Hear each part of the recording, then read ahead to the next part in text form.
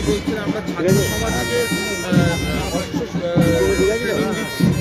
ভারতের বিরুদ্ধে লড়াই করে সহজ হবে না, ওনারা আবারও উস্কানিমূলক ধরনের কথাবার্তা বলা হয়। ভারত যদি না থাকতো বাংলাদেশ তৈরি হতো। ভারত বাংলাদেশ আজকে যে বড় বড় কথা যারাই বলছে, অস্তিত্বটাই হচ্ছে আমাদের ভারতের। দাদা একটু সামনে ভারতের মানুষ, ভারতের সরকার যদি পাশে না থাকতো, পাক সেনারা ওদের শেষ করে দিত।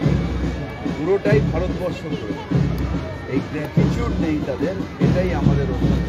মানে এই যে বারবার করে হুমকি দেওয়া হচ্ছে নানা রকম ভাবে, ভারতের শক্তির সম্বন্ধে কোনো আইডিয়া আছে? আজকে বলেছে আজকে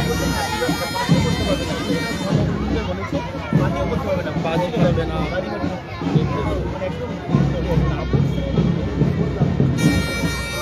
আমরা বাঙালি, এবার বাংলাদেশ ওপার বাংলা, কিসের জন্য?